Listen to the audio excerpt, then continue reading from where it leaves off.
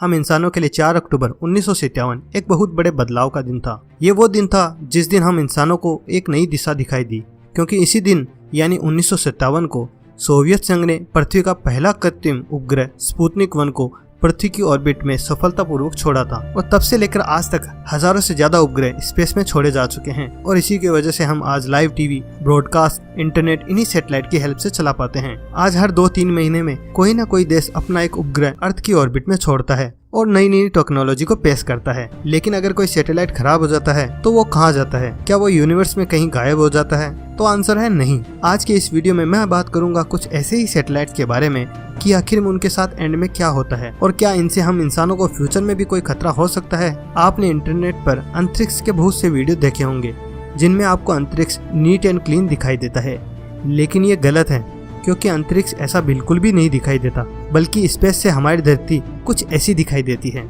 असल में ये मलबे हम इंसानों की ही देन है। अब आप सोच रहे होंगे कि हम स्पेस में तो कभी गए नहीं और हम स्पेस में ये स्क्रैप कैसे फेंक आए। वैज्ञानिक किसी भी सैटेलाइट या किसी भी यान को भेजने के लिए लॉन्च व्हीकल यानी रॉकेट का इस्तेमाल करते हैं और इनका काम सैटेलाइट यान को सुरक्षित आउट ऑफ स्पेस में पहुंचाना होता है। और ये रॉकेट आउट ऑफ स्पेस में पहुंचते ही यान से अलग होकर स्पेस में ही रह जाते हैं और ये अंतरिक्ष में ऐसे ही घूमने लगते हैं और ऐसे ही ये बन जाते हैं स्पेस स्क्रैप। ये तो था रॉकेट का मलबा, लेकिन अब हम बात करते हैं कि ये स्क्रैप आता कहाँ से है। तो ये स्क्रैप बनता है सैटेलाइट से, क्योंकि सैटेलाइट की अपनी एक उम्र होती है। जैसे कि हम कोई भी वस्तु घर लाते हैं तो वो कुछ दिन बाद खराब हो जाती है और फिर हम उसे रिपेयरिंग के लिए डाल देते हैं। कभी कभी तो वो वस्तु ठीक हो जाती है, लेकिन कभी कभी ठीक ही नहीं हो पाती और फिर हम उसे फेंकना ही उचित समझते हैं। ऐसे ही सैटेलाइट की अपनी एक उम्र होती है जिसके बाद वो खराब हो जाती है और वो काम करने लायक नहीं रहती। और जब इन सैटेलाइट की मशीन काम करना बंद कर देती है तो ये सैटेलाइट वैज्ञानिकों के कंट्रोल से बाहर हो जाते हैं और कंट्रोल न होने के कारण ये मलबे के रूप में स्पेस में घूमने लगते हैं। ये सैटेलाइट आकार में छोटे होते हैं और इन्हें ऑर्बिट में छोड़ना आसान भी होता है, जिसके कारण इसका इस्तेमाल इंटरनेशनल स्पेस स्टेशन में सामान पहुंचाने के लिए किया जाता है। लेकिन उसके बाद वैज्ञानिकों का कंट्रोल इस पर नहीं रहता है और ये भी बाकी की तरह स्पेस जंक या ये कहें कि अंतरिक्ष का मलबा बन जाता है। इन जंक्स की कोई डायरेक्शन नहीं होती, जिनके कारण स्पेस में घूम रहे खराब सैटेलाइट आपस में टकराते रहते हैं और जब 2 सैटेलाइट आपस में टकराते हैं तो उनसे और ज्यादा जंक पैदा हो जाता है। अब तक तो आप समझ गए होंगे कि ये स्पेस में कहां से आता है और अब हम बात करते हैं कि हम इंसानों को इससे क्या खतरा हो सकता है। स्पेस में हर देश के द्वारा वेदर सैटेलाइट भी छोड़े जाते हैं जिनसे हमें मौसम की जानकारियां मिलती हैं और इनसे हमारे कम्युनिकेशन डिवाइस भी काम करते हैं। एक रिपोर्ट के अनुसार ग्लोबल अर्थ ऑर्बिट में 2000 से ज्यादा एक्टिव सैटेलाइट मौजूद हैं, जो कि 1500 से भी ज्यादा बेकार हुए सैटेलाइट और यानों के मलबों से घिरा हुआ है, क्योंकि इन मलबों पर किसी का कोई कंट्रोल नहीं रहता है। ये कभी भी किसी भी एक्टिव सैटेलाइट से टकराकर उन्हें भी डिस्ट्रॉय कर देते हैं। रिपोर्ट की माने तो इसके कारण हर साल कम से कम एक सैटेलाइट डिस्ट्रॉय हो जाता है। सन 2013 में एक हॉलीवुड मूवी बनी थी जिस मूवी का नाम था ग्रेविटी। इस मूवी में भी स्पेस में हुई टक्कर को दिखाया गया है।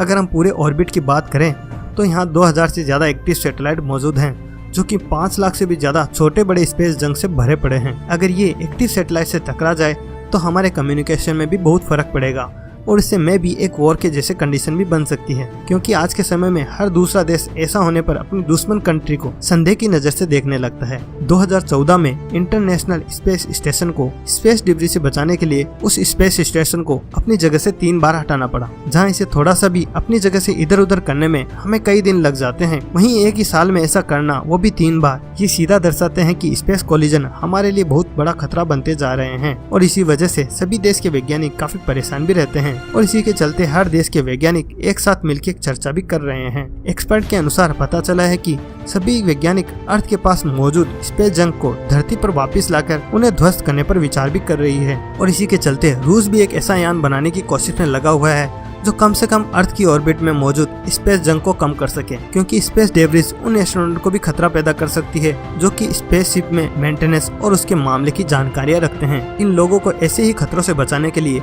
यूरोपियन स्पेस एजेंसी एक रोबोट पर काम कर रही है जिसका नाम है जस्टिन, जिसे एक साइड से रिमोट से कंट्रोल भी किया जाएगा और स्पेस में एस्ट्रोनॉट की जगह ये रोबोट काम करेगा और स्पेस स्टेशन में बैठे लोग इसे कंट्रोल भी कर सकेंगे। इस रोबोट की खास बात यह है कि इसके ग्लव्स जब किसी भी वस्तु को छुएंगे तो एस्ट्रोनॉट को लगेगा कि वो उसे छू रहे हैं। यूएसए एयरफोर्स ने स्पेस सेंस नाम के एक प्रोजेक्ट की घोषणा भी की है जो 2019 से एक्टिव हो जाएगा, लेकिन ये स्पेस के मलबों को कम नहीं कर पाएगा, लेकिन ये बढ़ते हुए स्क्रैप पर नजदीकी से नजर बनाए रखेगा। ऑप्टिकल सेंसर की मदद से ये 10 सेंटीमीटर से भी छोटे स्पेस डेब्रिस को डिटेक्ट करने में सक्षम रहेगा। अगर हम स्पेस डेब्रिस से छुटकारा पाने का कोई कारगर तरीका अपनाने में नाकाम रहे तो आने वाले समय में ये स्पेस डेब्रिस अर्थ को पूरी तरीके से ढक लेगा, जिसके बाद ना तो कोई सैटेलाइट स्पेस में छोड़ पाएंगे और ना ही फ्यूचर में शायद कोई भी मिशन पॉसिबल हो पाएगा। जिस टेक्निक की मदद से हम सभी इंसानों को अर्थ की सबसे उन्नत सभ्यता मानते हैं, उनमें से ज्यादातर टेक्निक हमारे किसी काम की भी नहीं रहेगी। अब तक अर्थ पर इन स्पेस डेब्रिस से कोई खतरा नहीं है, क्योंकि ये साइज में बहुत छोटे हैं कि अर्थ पर गिरने से पहले ही अर्थ के वायुमंडल में जल जाएंगे। लेकिन हम इंसानों को इन स्पेस मलबों पर अभी से ध्यान देना होगा,